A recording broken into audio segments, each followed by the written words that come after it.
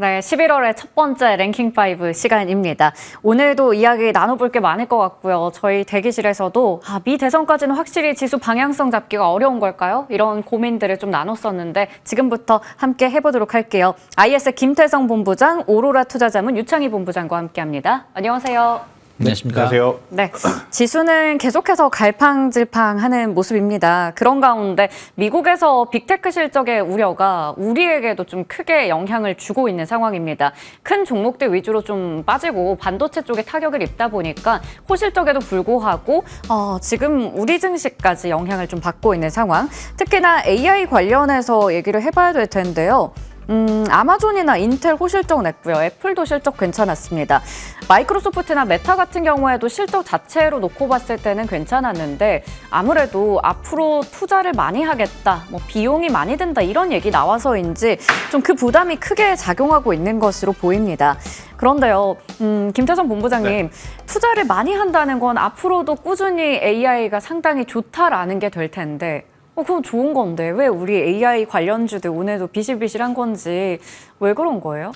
일단 최근에 빅테크 기업들의 실적의 공통점이 뭐냐면 데이터 센터 쪽은 진짜 잘 나왔어요. 네. 근데 여기서 더 그들은 발전을 하기 위해서 비용을 쏟아붓는다라고 합니다. 네. 자, 상반기에 우리나라 반도체 IT가 어떻게 보면 기침을 하기 시작한 게 인풋 대비 아웃풋이 너무 약하다라는 거였어요. 그런데 그 아웃풋이 우리가 생각한 것보다 혹은 시장의 가이던스만큼 잘 나왔음에도 불구하고 또 투자를 늘린다라고 하니 그러면 이 정도의 영업이익을 가지고는 주가를 버티기에는 좀 힘들지 않겠는가라는 생각들을 좀 많이 하신 것 같아요. 그러다 보니 글로벌 기업들 전체적으로 실적이 나왔음에도 불구하고 조정이 나오는데 근데 여기서 과연 수혜를 받는 기업은 없을까? 저는 당연히 수혜를 받는 기업은 다들 엔비디아라고 실적에서 말해주는 것 같아요. 네. 그들이 돈을 써서 무엇을 하겠다? AI, 데이터 센터를 만들겠다. 네. 그러면 그 돈을 가지고 무엇을 할 것인가? 당연히 엔비디아에게 네.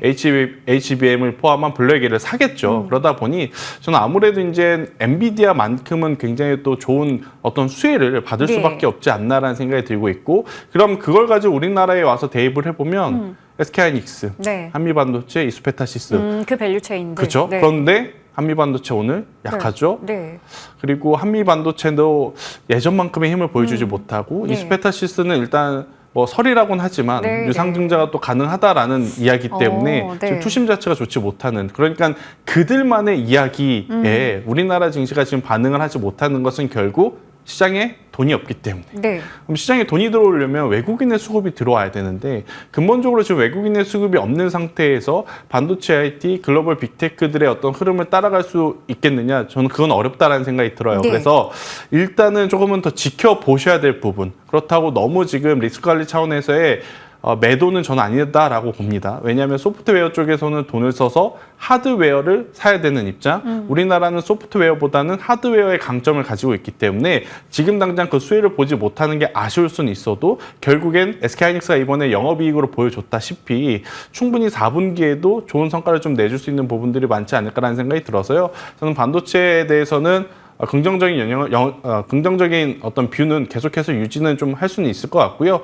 대신에 이제 종목을 잘 압축을 좀 하셔야 되지 않을까라는 의견을 드려보도록 하겠습니다. 네, 여전히 반도체 섹터에 대해서 긍정의 시각으로 바라볼 수가 있는데 종목은 잘 압축해보자 말씀해 주셨어요. 엔비디아 11월에 또 실적이 나올 예정이고 잘 나온다면 그에 따른 SK하이닉스부터 밸류체인까지 주목할 필요는 있어 보입니다. 자, 그러면요, 이번엔 삼성전자 이야기 해볼게요. 어제 확정 실적이 나오면서 불확실성이 드디어 해소가 된 것인가? 이제는 알고 있었던 안 좋은 것들 다 지나가고 HBM 관련해서도 나름 긍정적인 이야기, 고객사의 콜테스트 관련해서 중요 단계는 통과했다. 근데 또 증권가에서는 반응이 좀 갈립니다. 거기다가 목표 주가는 사실 거의 줄하향했거든요. 유창희 본부장님, 6만 원은 진짜 어제 또 찍먹하고 또 다시 5만 8천 원대 내려왔어요. 계속 돌다리 두들겨 봐야 되는 건가요? 그러니까 삼성전자는 원죄가 있죠. 무슨 얘기냐면 2분기 실적 발표를 했을 네. 때 늦어도 9월, 빠르면 8월부터 네. HBM을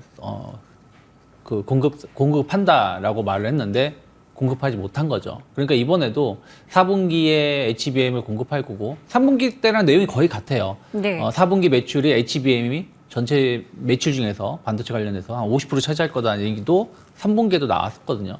그래서 그거는 일단 삼성전자의 생각인 거고 이게 정말로 현실화되는지는 보고자 하는 심리가 좀 있는 것 같습니다. 그래서 양측이 송년이 된 삼성전자에 대해서 그 뷰, 그러니까 그리고 이게 갑자기 딱 튀어나온 게 아니라 이미 월요일인가요? 화요일에 한번 그 이슈가 한번 나왔었고 거기서 새로운 건 없었다라는 것이죠. 그래서 일단 주가가 반등했다가 어저께 좀 윗꼬리가 나오면서 아쉽게 마감을 했는데 저는 일단은 단기 저점은 어느 정도 확인된 것이 아닌가 생각을 좀 하고 있어요. 그러니까 당분간은 삼성전자 같은 경우는 하단은 한 55,000원 언저리 그리고 상단은 한 6만 한 4, 5천 원 언저리 그러면서 상하 한 15% 정도 선의 진폭을 놓고 상승과 하락을 반복을 하면서 내년 1월 달에 그러니까 4분기 실적을 확인하고 그때 가서 뭐 상승으로 전환시킬지 아니면 좀 실망감이 나올지를 봐야 되지 않을까. 그래서 당분간은 박스권 흐름을 예상을 하면서 트레이딩 관점으로 접근이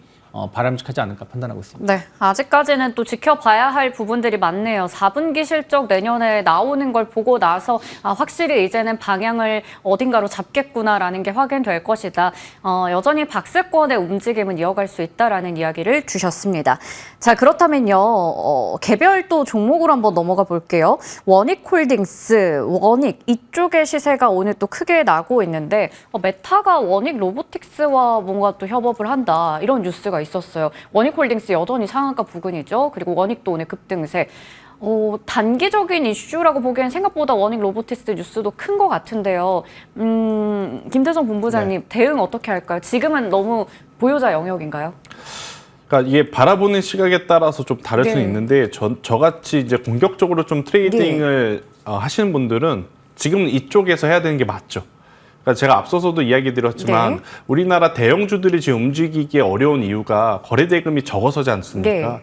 그러면 적은 거래대금으로 변동성을 보여줄 수 있는 기업은 당연히 중소형주 쪽에서 지금 찾아야 되는 상황. 그러면 원익홀딩스 같은 경우에는 지금 이제 상한가를 들어갔기 때문에 이제 거래를 하기가 좀 어렵죠. 네, 그러면 네. 이제 같이 움직였던 원익 같은 경우에는 만약 오늘 이 원익홀딩스가 상한가에 마감이 돼서 다음 주 월요일 날 시초에 갭상승을 할 가능성이 높다라고 생각을 네. 하신다면 저는 원익을 지금 따라가는 것도 괜찮다라고 원익. 생각이 네. 들어요. 대신에 이 종목군들은 지금 시가총액이 1,000억 미만입니다.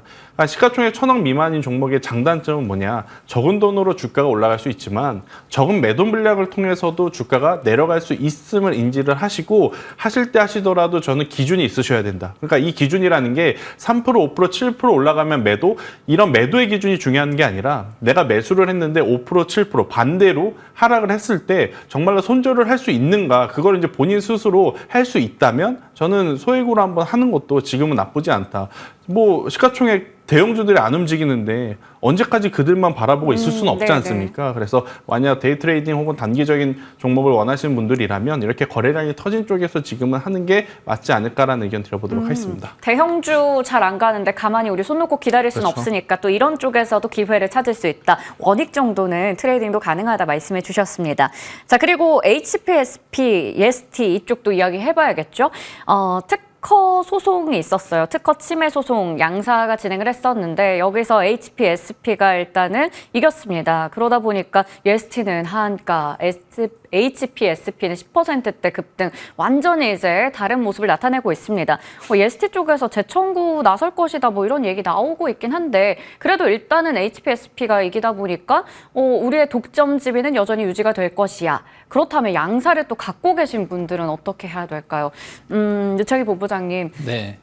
두 회사에 따라서 이제 울고 웃고잖아요. 그쵸. 어떤 대응이 필요한가요? 일단은 이제 제가 뭐 저도 법은 자세하게 잘 모르지만 지금 어저께 내용을 제가 이렇게 찾아본다면 특허에 대해서 HPSP가 확인시켜 준 건 맞아요. 네. 그러니까 이제 HSP가 EST를 소송을 거니까 EST가 그 특허가 잘못됐다고 해서 소송을 건 건데 네. 그 EST의 소송을 안 받아준 거죠. 네. 그래서 특허는 인정을 받았고 또 EST는 어떤 걸 받았냐면 그런데 EST의 어떤 장비 기술이 HPSP의 특허를 무조건 침해했다라고 보기는 애매하다라는 네. 내용도 있습니다. 그러니까 무슨 얘기냐면 아직은 이 소송이 끝난 게 아니라는 거예요. 그리고 네. EST의 장비는 사실은 공급은 가능해요. 근데 나중에 근데 특허 침해했다라고 하면 이제 배상을 해줘야 되는 부분들이 있을 수 있겠죠. 그래서 아직 소송에 대해서 완벽하게 결론이 끝난 건 아니지만 어쨌든 HPSP의 특허가 인정받았고 이로 인해서 HPSP가 조금 더 우위를 좀 선점했다라는 부분들은 조금 더 주가에 긍정적인 영향을 줄 수 있고 EST 같은 경우 약간 불확실성이 생긴 것이죠. 그래서 장비를 잘못 공급했다가 오히려 손해배상을 할 수 있는 부분들이 좀 있다 보니까 어저께 그 뉴스가 좀 나왔다가 삭제됐다가 이제 네. 확정 뉴스가 나오면서 오늘 하한가가 나온 건데 일단 HPSP는 약간 우위에 있다는 부분들 그리고 어쨌든 이 독점적인 고압수 어닐링 시장을 아직까지는 좀 선점할 수 있다는 어떤 네. 기대감들이 좀 추가적인 상승 가능성을 좀 더 이끌 수 있지 않을까 생각하고 있고 EST 같은 경우는 일단 어찌되었든 이제 신뢰성이 조금 훼손된 부분들이 좀 있기 때문에 다음 주 월요일의 흐름들이 중요하다 생각 좀 하고 있습니다. 그래서 여기서 엄청난 반전이 나오는 것을 좀 기대하기보다는 일단은 반등을 준다라면 혹은 다음 주 월요일에 거래가 이루어졌을 때 큰 조정이 아니라 그러면 일단은 한번 좀 비중을 줄인 다음에 네. 다시 흐름들을 보는 게 맞지 않을까 판단하고 있습니다. 네, 각 종목에 대한 대응 전략 들어봤습니다. 먼저 저희가 빅테크와 반도체 위주로 이야기를 좀 나눠봤고요. 이번에 2차 전지 섹터로 넘어가 볼 텐데 드디어 자산 105조를 기록하는 에너지 공룡이라고 하죠. SK이노베이션과 SKENS의 합병 법인이 출범됐습니다. 와, 이게 어떻게 보면 뭐 아시아 태평양 지역의 민간 최대 종합 에너지 기업이다. 앞으로의 수익성에 대한 개선 기대감까지 나타나고 있는 상황이에요. 2차 전지 섹터에게도 전반적으로 긍정적인 영향을 주는 것인지 아니면 SK그룹만의 이슈인 건지 김태성 본부장님 어떻게 해석하세요? 일단 그룹만의 이슈이고 네. 오늘 타이밍이 너무 좋았죠. 간밤에 WTI 유가가 네, 네. 뭐 어찌 되었든 네. 급등하면서 마감이 되었기 맞아요. 때문에 그래서 이제 오늘 SK이노베이션의 여파가 2차 전지 전체적으로 지금 온기가 퍼졌다라고 이야기하기에는 다소 좀 어려움은 네. 있다. 하지만 이들 개별적인 이슈를 놓고 보면 굉장히 좋은 어떤 호재성인 뉴스이기 때문에 네. SK이노베이션은 추가적인 상승을 조금 더 기대해 볼 여지가 있지 않겠나라는 생각이 들고 있고요. 오늘 이제 2차 전지가 이제 장 중반부터 조금씩 그래도 수급의 회복이 조금 나타나고 그러게요. 있죠. 네. 근데 이제 2차 전지뿐만 아니라 어제 오늘 미약하지만 네. 신재생 에너지 쪽들이 조금씩 네. 올라오고 있어요. 그게 해리스 트레이드 그렇죠. 쪽도 있는 것 그러니까 같은데. 이제 네. 우리가 다음 주, 다다음 주 네, 미 대선을 네. 앞두고 한쪽만 지금 계속 볼 수는 없거든요. 네, 네. 그러니까 지난주 혹은 이번 주 초까지만 하더라도 트럼프 우위의 어떤 종목군들이 네. 우세를 했다면 어제 오늘부터는 네. 신재생 관련주들의 흐름들이 너무 좋았기 때문에 네. 오히려 이번 주 주말을 또 지나고 오면 또 헬스에 대한 이야기들이 좀 많이 나올 가능성이 높다는 저는 생각이 네. 들어요. 그래서 SK이노베이션의 여파가 다음 주 2차 전지에 온기를 불어넣어준다 이것보다도 아무래도 이제 미 대선의 여파가 네. 조금은 2차 전지의 투심을 조금이지만 그래도 깨워주고 있지 않겠나라는 생각이 들고 있고 일단 LG에너지 솔루션은 다른 기업들 대비해서 2차 전지 내에서 가장 좋은 어떤 이번에 조정을 좀 보여줬던 것 같아요. 네. 과하게 뭐 빠졌다라고 좀 보기에는 저는 어렵고 이 정도의 네. 어떤 기술적인 조정은 추가적으로 상승함에 있어서 필수적으로 필요하거든요. 그렇기 때문에 저는 LG에너지 솔루션이 현재 구간에서 다시 한번 42만 원이라는 가격대 돌파해서 45만 원까지 한번 가주게 된다면 2차 전지 전체적으로 네. 온기가 퍼질 수 있다. 그러니까 SK이노베이션이 네. 아니라 네. 2차 전지가 좋으려면 LG에너지 솔루션의 추가 상승이 필요하다는 의견을 한번 드려보도록 하겠습니다. 네, 오늘 일단 SK이노베이션은 SK그룹만의 또 이벤트, SK이노베이션 자체적으로 추가 상승 모멘텀이 있다 말씀해 주셨고요. 2차 전지 섹터를 이끌기 위해서는 김태성 본부장님께서 늘 강조해 주셨던 게 그거예요. LG에너지 솔루션 대장주가 확실히 45만 원 선 지지해줘야 된다. 그 부분 체크해 보겠고요. 2차 전지 쪽이 슬금슬금 올라온 게 좀 궁금했었는데 해리스 트레이드 영향도 좀 있는 것으로 보입니다. 자, 그렇다면요. 에코프로 이야기를 좀 해볼게요. 오늘 또 그룹주 안에서도 흐름은 좀 갈리는데 에코프로가 실적이 좋지 않았어요. 부진한 실적 냈고 4분기도 사실 어렵다. 우리 주주께 좀 송구스럽다. 뭐 내년부터는 성장세 되찾을 것이다. 이런 얘기를 했는데 결국 안 좋았잖아요. 근데도 불구하고 주가는 반등이 나왔습니다. 에코프로 BM도 지금 0.3% 정도 올라가네요. 유창희 네. 본부장님, 반등 나오는 이유가 뭔가요? 업황 바닥은 확인돼서인가요? 확인된 건 없어요. 확인된 건 없는데, 네. 그냥 기대감입니다. 그러니까, 기대감? 근데 네. 그러니까 이걸 폄하하려는 게 아니라 지금 반도체도 마찬가지예요. 반도체가 일부 반등이 나오는 기업들 혹은 최근에 반등 나온 게 엄청나게 뭔가 변화가 돼서 반등이 나오는 것인가? 전 그렇게 생각하지 않습니다. 뭐 어떻게 보면은 삼성전자 이슈가 조금 좋게 해석이 되면서 올라온 것도 있고 또 하이닉스의 실적에 이런 부분들 해석이 되면서 올라온 게 있다는 거죠. 그러니까 시장 자체가 어떤 변화가 된 건 없는데 워낙에 많이 빠졌다라는 인식들 그런 것들이 교차하면서 저가 매수를 좀 불러일으키고 있다 생각하고 있고요. 또 전기차 관련해서도 업황 바닥에 대한 어떤 기대감들은 전 충분히 있을 수 있다 생각을 좀 하고 있어요. 어찌되었든 뭐 현대차 그룹이라든지 테슬라라든지 이런 기업, 뭐 GM 뭐 등 실적 발표하는 거 보면은 전기차 사업 부분이 여전히 나쁘진 않다라는 거거든요. 그래서 그런 거에 대한 어떤 기대감이 4분기 혹은 내년 상반기 이후에도 조금 더 이어질 수 있다. 본격적으로 점차 개선될 수 있다. 어떤 기대감들이 관련된 기업들의 좀 매수세를 이끌고 있다 생각을 좀 하고 있습니다. 그래서 지금은 업황이 바닥이라고 해서 에코프로하고 에코프로 BM이 4분기에 엄청나게 흑자를 보여준다라고 말할 수는 없는 거거든요. 네, 네. 그러니까 실적을 보는 게 아니라 네. 지금은 시장의 흐름들 그러면서 이제 자금이 좀 싼 쪽으로 들어오고 또 비싼 쪽으로 좀 팔고 하는 흐름들이 계속 이어지는 거의 연장선이다라고 보시면 좋을 것 같습니다. 네, 오늘의 반등은 일단은 기대감이다라는 측면에서 설명해 주셨습니다. 아직까지 업황 바닥은 좀 더 체크해 봐야 하는 포인트 있다고 얘기해 주셨어요. 자, 그러면 2차 전지 안에서도 참 말도 많고 탈도 많은 종목이죠. 금양에 대한 이야기를 해보겠습니다. 금양을 투자하시는 분들은 마음이 좀 힘드실 것 같아요. 뉴스가 계속 이런저런 이야기들 나와서요. 최근에는 또 불성실 공시 기업으로 지정이 됐습니다. 뭐 실적 부풀리기 의혹부터 여러 가지 때문에 투자자 힘들게 만들었었는데 이거를 또 신뢰를 회복하겠다라는 목적으로 4천억 원 정도의 무상증자 이야기가 나왔습니다. 오늘 일단은 정말 뭐 신뢰 회복으로 평가를 한 건지 17%까지 장중에 급등 나왔다가 현재 7% 정도 강세. 김태성 본부장님, 네. 괜찮아지는 건가요, 이건? 지금 금양이라는 기업에 네. 투자를 하시는 분들은 사실 어떤 뜻을 좀 네. 가지고 들어오신 분들보다 약간의 변동성, 그러니까 어. 시세 차익을 노리시는 네. 분들의 자금이 저는 월등히 앞설 것이다라는 생각이 들어요. 기술력을 가지고 있다는 배터리셀 3사도 지금 어렵고 포스코 그룹주들도 정신 못 차리고 있고 솔직하게 네. 그리고 에코프로도 지금 여전히 실적이 회복이 안 되고 있는 가운데 금양이라고 하는 기업도 우리에게 지금 보여주는 게 이제는 너무 없다. 네. 이제 뭐 그럴 것이다, 할 것이다, 있을 것이다 이런 건 다 의미가 없고요.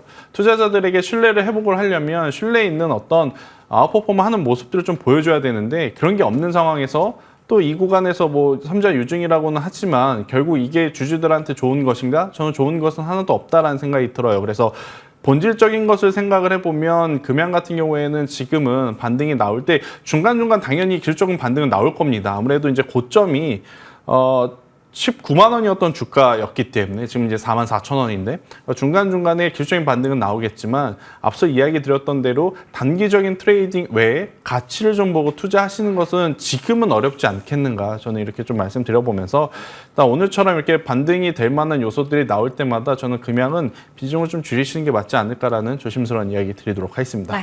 반등할 때마다 비중을 줄여보자. 최근에 또 변동성 상당한 종목에 대해서도 이야기 나눠봤습니다.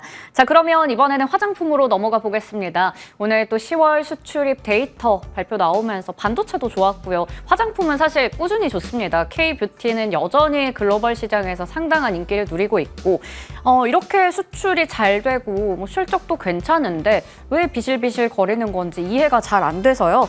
먼저 대표적인 탑2죠. K-뷰티의 양대산맥, 아모레퍼시픽과 LG생활건강 실적을 냈습니다. 해외 수익이 그래도 개선이 좀 됐거든요. 나름 선방했어요. 근데 더 뭐가 필요한 것인지 증권가에서도 좀 싸늘한 시각을 내놓고 있습니다. 아모레퍼시픽 주주분들은 굉장히 억울하실 것 같아요. 더 뭘 해야 되는 걸까? 유창희 본부장님, 네. 왜 오늘 뭐 잘 나와도 주가 영향이 미미한 건가요? 참 이럴 때가 좀 뭐라고 해석을 해야 될지 모르겠습니다. 어려워요, 네. 일단은 실적은 엄청나게 좋게 나왔어요. 그러니까 전분기 대비해서도 뭐 전년 대비해서도 예상치보다 훨씬 더 좋게 나왔던 부분들도 있죠. 근데 증권사에서는 계속 안 좋은 것만 보려고 하는 것 같아요. 말씀하신 것처럼. 네. 뭐 중국 쪽에 적자가 줄어든 것은 비용 통제를 해서 줄어든 것이다. 그리고 아모레퍼시픽을 어떻게 보면은 관심을 줬던 것은 코스RX인데 코스RX의 실적이 좀 둔화되고 있다. 뭐 이런 것인데 안 좋은 것만 본다라면 뭐 어떤 기업이든 살 수 있는 기업은 없다 생각 좀 하고 있습니다. 하지만 또 개선되는 부분들, 코스알엑스의 실적이 둔화되고 있지만 또 반대로 중국, 물론 아직은 확인된 건 없어요. 중국이 9월 말에 경기 부양을 발표를 했고 지금도 관련해서 준비를 하고 있기 때문에 4분기에 얼마나 개선되는지 여부는 한 두어 달 지나야지 알 수가 있는 거지만 어찌됐든 상당히 좀 기대감이 크게 나오고 있는 부분들은 있고 그래도 지금보다 더 나빠질 것은 없다라고 저는 생각하고 있습니다. 그리고 뭐 자회사의 어떤 실적 둔화도 뭐 매번 좋을 수는 없겠죠. 좋다가 안 좋다, 좋다 안 좋다 하면서 계속 성장하는 거라 생각 좀 하고 있습니다. 그래서 약간 이제 아무리 퍼시픽에 대한 목표가가 좀 다들 줄줄이 하향된 부분들이 좀 있습니다. 그러다 보니까 오늘 아침에 한 10% 갭상승 나오고 나서 밀리고 있지만 전 여기서 더 빠질 자리는 없다 생각을 좀 하고 있어요. 그래서 조금 더 시간과의 싸움을 가져가시는 게 맞다 생각하고 있고 다만 이제 화장품 회사들이 또 좋은 것만 너무 봤던 기업들도 많이 있습니다. 지난 여름 혹은 봄에 상반기에 주가가 엄청나게 오르면서 그 다음에 실적이 좋게 나왔음에도 불구하고 못 올라가는 기업들도 있거든요. 네. 그래서 너무 좋게만 보는 것은 아닌지 또 너무 안 좋게만 보는 것은 아닌지에 대해서 우리가 좀 명확하게 생각을 한 다음에 종목을 선별을 해서 대응하는 게 맞지 않을까 판단하고 있습니다. 네, 일단은 탑2에 대해서는 시간과의 싸움도 좀 필요하다라는 말씀을 주셨고요. 일단 안 좋은 거 하나 찾다 보면 뭐 끝이 없습니다. 그런 부분도 짚어주셨는데 그래도 11월 하면 중국의 광군절부터 해서 뭐 미국 쪽도 그렇고 쇼핑 시즌이거든요. 그럼 화장품 쪽 다시 좀 살아나지 않을까? 긍정의 뉴스들은 많긴 한데 이건 이제 뭐 당연한 뉴스인 건지 워낙에 많이 올랐던 바가 있다 보니 밸류 부담도 있는 건지 김태성 본부장님 수출 잘 나왔다고 해도 주가는 네. 역주행 오히려 너무 좋아서 밸류 부담도 있고 뭐 이런 거예요? 피크아웃이나? 역주행이라고 하면 이들이 좀 속상할 것 같습니다. 그들이 올해 상반기 네. 내내 우리에게 보여준 네, 게 네. 있기 때문에 이 정도 올랐는데 네. 조정 나오는 거 아마 이해해줘라고 네, 이야기를 할 네. 것 같은데 그만큼 정말 우리가 생각한 것 그 이상의 어떤 성과를 보여줬던 상반기예요. 특히나 네. 이제 수출 데이터도 수출 데이터고 그들 이야기한 대로 실적을 보여주면서 우리에게 이제 약속을 지켰죠. 하지만 이제 문제는 뭐냐? 성장에 대한 속도의 문제인 거죠. 성장은 여전히 하고 있습니다. 하지만 작년 3분기에서 4분기, 올해 1분기에서 2분기, 2분기에서 3분기로 넘어오는 그 속도 자체가 조금은 이제 많이 줄었다라는 거죠. 그러니까 처음에 성장 속도가 100km로 전력으로 이제 달려왔다면 요새 보면 성장은 하지만 네. 어린이 보호구역에 걸린 것처럼 네. 30km 정도 밑으로 좀 떨어진 상황이라 아무래도 이제 주가의 속도도 조금은 처질 수밖에 없는 상황. 하지만 주가의 위치적으로 좀 낮은 데에서 스토리가 있는 쪽은 강합니다. 가장 대표적으로 오늘 레뷰코퍼레이션 같은 경우에는 네. 화장품 내에서도 지금 가장 좋은 어떤 시세 연속성을 좀 보여주고 있어서 네. 오히려 만약 수급이 화장품 쪽으로 몰린다? 과거처럼 모든 종목이 올라가는 것이 아니라 지금 상황에서 살아있는 몇 기업에 더 집중이 될 가능성이 높지 않을까라는 생각이 들어요. 그래서 이제 화장품을 긍정적으로 보시되 현재 구간에서 가장 시세가 살아있는 쪽을 저는 집중을 해서 보시는 게 맞지 않을까라는 의견 한번 드려보도록 하겠습니다. 네, 이 안에서 역시나 종목을 선별하는 게 중요한데 시세가 여전히 살아있는 쪽을 보자라는 의견을 주셨습니다. 자, 그러면 이제 다음으로 넘어가서 드론 이야기를 해볼까 하는데요. 드론도 시세가 여전히 살아있습니다. 처음에는 뭐 짧게 끝나는 이슈, 단기 테마 되지 않을까 생각했는데 계속 오르는 걸 보면 뭔가 꾸준히 봐야 되는 쪽인가 싶어서요.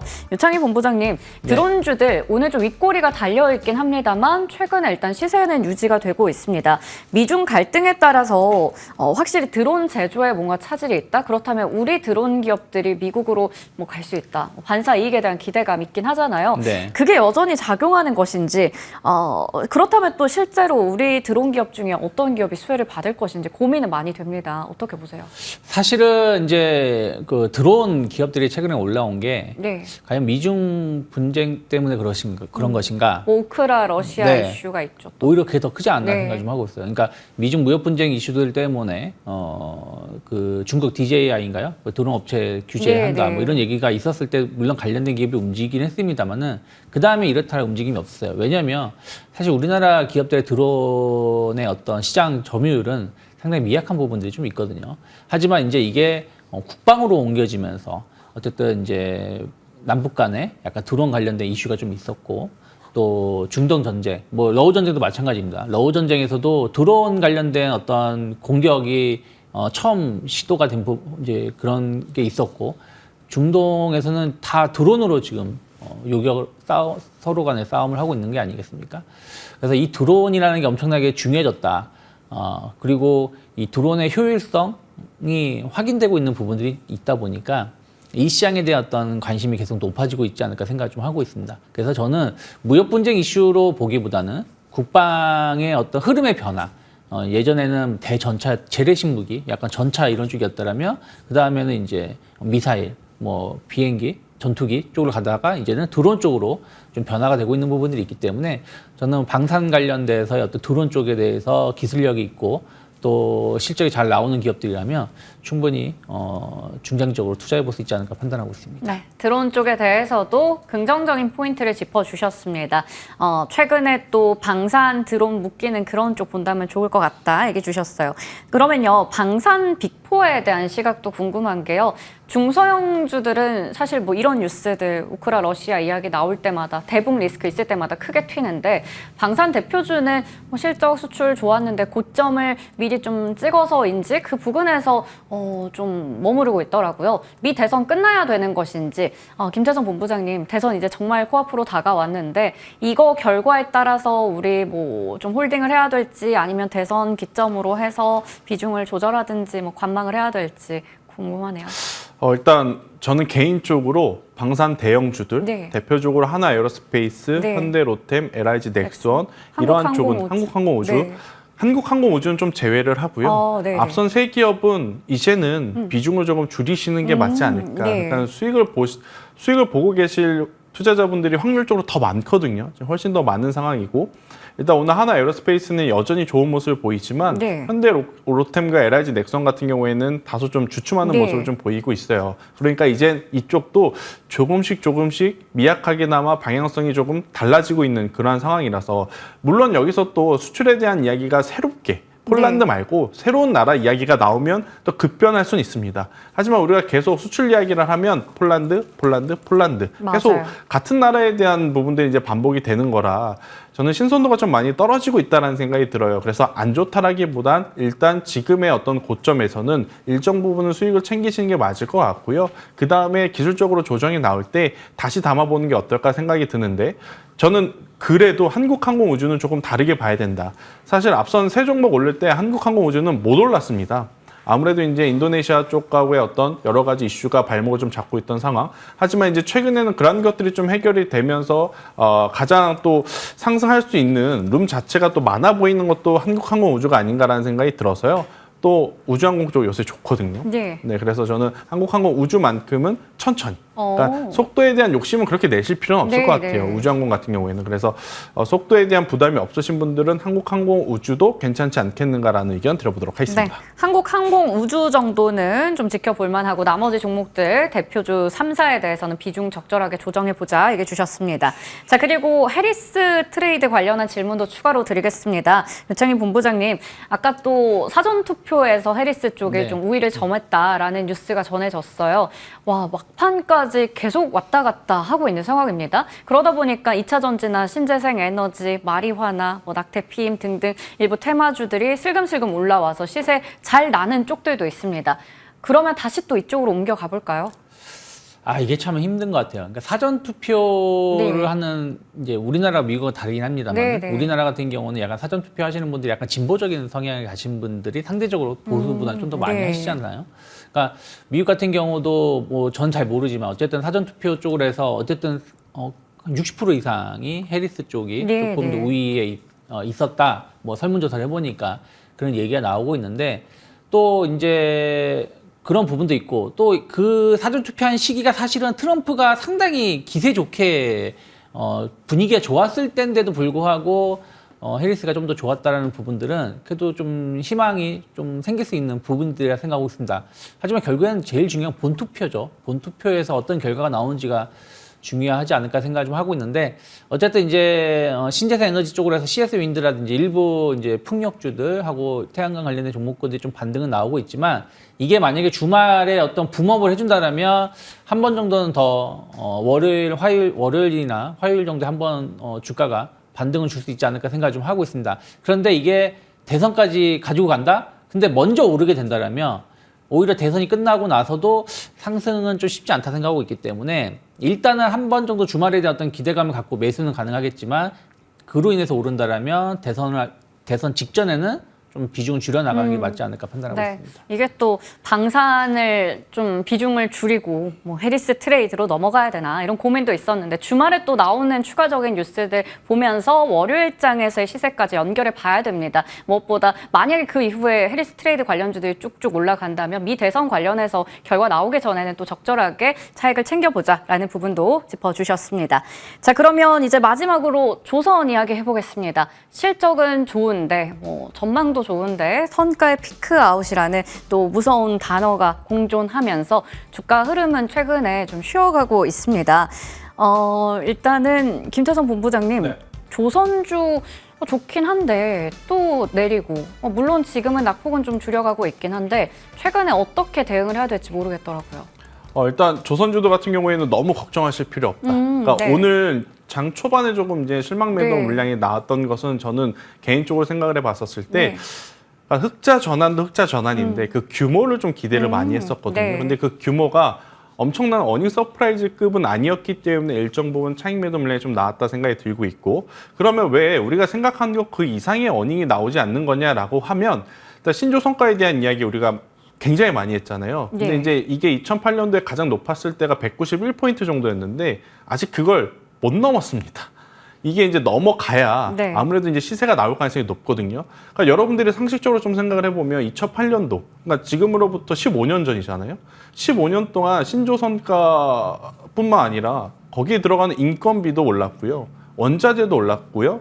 뭐 기름이나 오일도 다 올랐습니다. 근데 그때랑 신조선가 같으면 주가가 못 올라가겠죠. 그쵸. 오히려 그때보다 네. 신조선가도 우리 인건비 오른 것만큼 더 올라가야 네. 조선주도도 좀 올라갈 수 있는데 갑작스럽게 이제 고점을 돌파하지 못하고 지금 주춤주춤 거리다 보니까 지금 눈치를 보시는 분들이 많아진 것 같다는 생각이 들지만 저는 여전히 조선주들에 대한 관심도는 계속 높여 가셔야 된다. 이제는 몇 대 몇 대 수주를 받았습니다. 이게 중요한 게 아닙니다. 네. 어떠한 배를 수주를 받았습니다가 가장 중요해요. 고부가치 선박에 대한 네.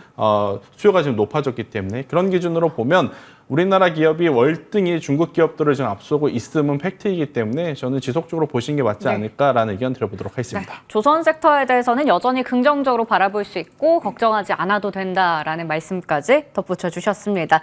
오늘 두 분 말씀은 여기까지 듣도록 할게요. IS 김태성 본부장, 오로라 투자자문 유창희 본부장과 함께했습니다. 고맙습니다.